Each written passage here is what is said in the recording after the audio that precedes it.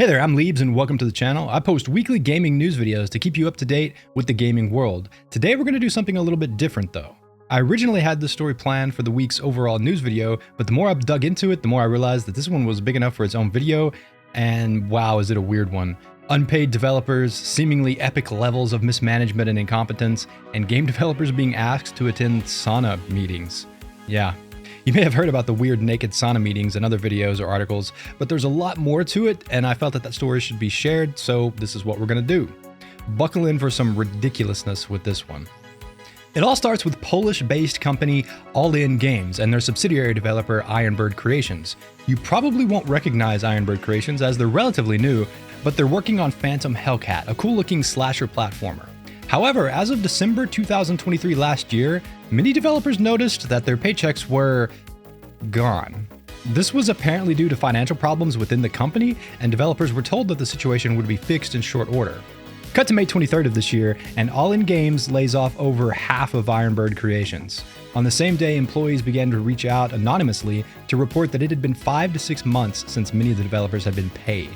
Let me quickly add that much of the reporting for the story is either machine translated from Polish to English or translated by others online, such as the site CDaction.pl. So undoubtedly, some of it is going to be lost in translation, but I'm doing my best to be as accurate as possible. If anyone notices something amiss, do please let me know, as I don't speak Polish.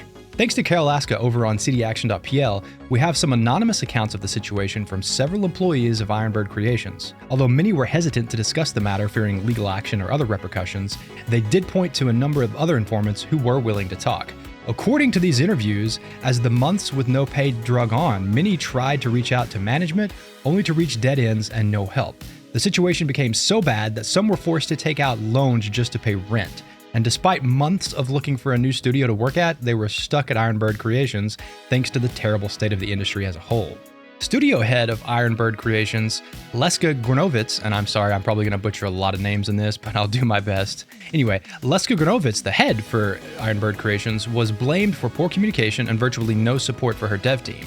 Some of the informants even revealed that Grunowicz had told them that no one would be fired and that the missing payment situation would soon be resolved, as well as insisting that no one speak about the problems publicly for risk of putting colleagues in a worse position. Which sounds an awfully like Manipulation Tactics 101, doesn't it?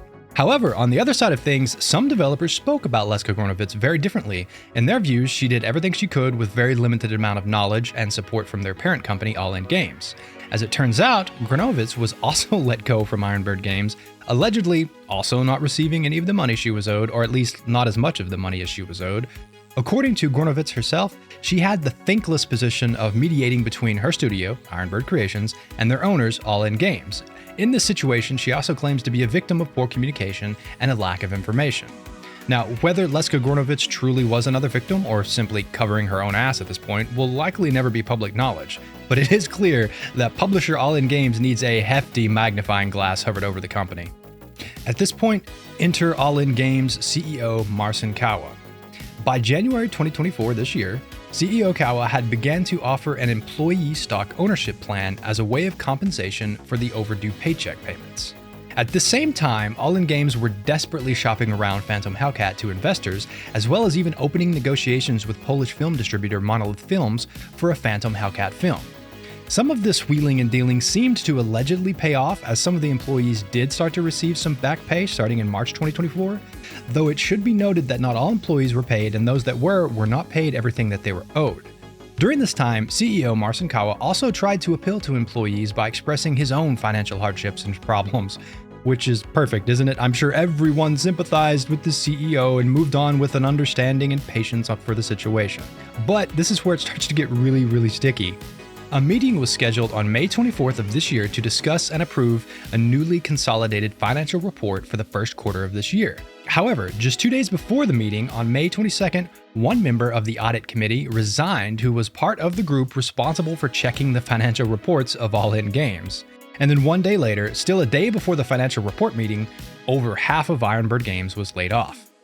The report itself, which is public domain, discloses the specifics of All In Games' net losses for the first quarter of this year, as well as the fact that the company's current financing is coming from new share issues as well as debt financing, in other words, new investors and loans. The bulk of the financing is coming from a single shareholder who provided a loan in the amount of 25 million zloty, or about 6.3 million USD. And I'm sorry, Polish folks, I can't pronounce zloty, something like that. Anyway, the entire 25 million is scheduled to be repaid by August 25th, 2025, so roughly a year from now. Which, considering the state of the company's finances, seems rather optimistic. On top of that, All In Games owes almost 2 million zloty to One More Level, the creators of the first Ghost Runner game, which still has an outstanding debt owed to them from way back in 2021. It doesn't stop there either. All In Games also owes the Farm 21, the developers behind Chernobyl Light, 2.7 million zloty, and they've already initiated legal proceedings to make sure they get their money. So just how is All In Games going to pay off its debt? Presumably with the launch of Phantom Hellcat, but there's the problem, they laid off over half the studio. Furthermore, the game, which originally had a July 2024 release, is now switched to coming soon on Steam and hasn't had a developer update since February. But even before the layoffs were officially announced last May 23rd, there were rumors that no developers were even at the studio. So the chances of Phantom Hellcat seeing the light of day aren't looking very good. But let's circle back to CEO Marcin Kawa. You know, the guy who conveniently was missing in action during the months of lapsed payment to his employees. According to then employees, management was impossible to track down, and like we covered earlier, even Leska Gornovitz, the head of Ironbird Creations, reported struggling to get answers from leadership. Well, the day that CEO Marcin Kawa found out that CDaction.pl was going to do a piece on the company and its problems, guess who personally reached out and called the website? That's right, Mr. Kawa allegedly didn't have time for his employees going through the hell of trying to find money to, simply live, but the moment he learned the media was going to pick up the story, he sure as hell found time to tackle that bear, didn't he? So, just what did Mr. Kawa have to say for himself? You'll love this. We have always been proud of the fact that while so many studios, unable to cope with the worldwide situation in the industry, suspend or abandon the continuation of projects and consequently lay off employees, we're still fighting and not going to go down that road. Keep in mind, he said this after the layoffs. So if you lost IQ points from that statement, I sympathize. Mr. Kawa then went on to rationalize the layoffs as necessary and claimed that it isn't All In Games that owes the unpaid developers, rather it's their subsidiary, Ironbird Creations. It's a bold strategy, Cotton. Let's see if it pays off for them. Mr. Kawa goes on to say that the laid-off employees were asked to leave contact information in order to proceed to the next steps for them to get paid. But according to Carol Laska of CDaction.pl, all of the informants interviewed denied that this was ever said, nor did they receive any information about deadlines or any contact at all. As of June 14th of this month, it was reported that the laid-off employees still have not been paid what they're owed, even though some legal proceedings have already been filed. Furthermore, the remaining Ironbird Creations employees, although they have started to receive some of the payments, apparently still haven't been fully compensated for the past 6 months.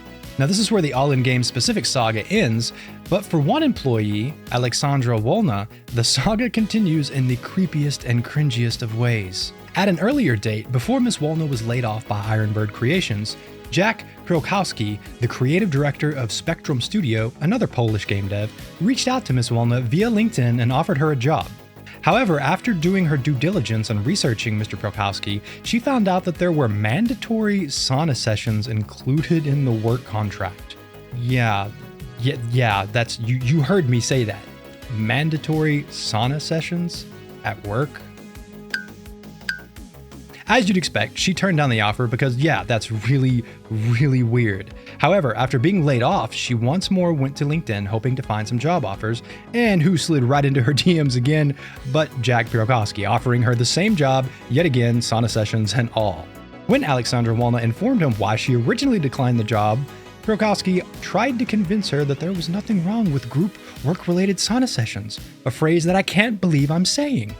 Pirokowski actually defended his bizarre requirements by saying the game they were working on, where the main character would be a sauna master, required the team to understand the workings of a sauna, and I quote, "I don't want to waste my time to explain what's the difference between Ruska Banya or dry sauna. You have to feel it." Are you feeling it now, Mr. Krabs? I have no idea what either of those things are, but I bet I could Google it and understand it perfectly well without experiencing it naked in front of my boss. Eurogamer has a great write-up for this part of the story, so I'll link that down below, but I'll quote this section verbatim as it just is hilariously not funny and just pathetic. On a separate LinkedIn thread, Perowski said this mandate is not about getting naked, but rather experiencing different kinds of saunas. The developer said the wetness level inside certain saunas can get very high, and if someone was using a towel, it may result in fungal infection, which is why there are times participants are recommended to go inside nude. In a further comment, Perowski asked Walna if she would hire an engineer to build an airplane if they didn't understand the mechanics that make the plane fly. This is something Perowski said he would not do. One needs to understand the assignment, and that one is very specific, he wrote. Walna pointed out that there is a big difference between making sure a candidate is suitable for any given job and an employer expecting its staff to be naked during work-related activities. You've had a lot of time to prove me wrong, to write a scene in a sauna without being in a sauna. Instead, we are wasting time on social media, Perowski replied. My narrative girls had to go to the sauna with me to come up with an amazing script for proof of concept. Technically, it's possible to do it without it, but I absolutely adore the fact that they could use their sauna experience to write awesome scenes. I had to re-record this so many times because I was either cringing to death or laughing. This is so fucking weird. Jesus. As you'd expect, Mr. Perowski has been roundly and firmly rebuked online for his weird, creepy-ass behavior and has since issued a formal apology and explanation, saying that he should have chosen his words more carefully and his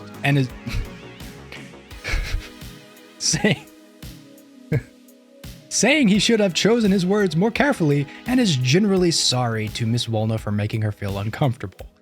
Reflecting on this ordeal, Walna told Eurogamer she is a bit regretful that this is the only thing that went viral, while it all started with a post mentioning the recent situation with All In Games employees not getting paid. However, she is glad that the sauna man got called out and that the situation started an important discussions about awful recruitment practices. Walna said that she has accepted the apology. So, there you go. A bizarre story of incompetence, money woes, layoffs, and creepy bosses. It's kind of a microcosm of the entire games industry at the moment, isn't it? If you managed to stay with me until the end of this, you rock, seriously. I had already heard about the weird sauna guy story and had intended to include it in this week's news recap, but as I said, the more I looked into it, the more I felt it should become its own video. Thank you so much for watching. I greatly appreciate you and your time. I hope you're having a great day, and I'll see you soon with some even more news later this week. Later.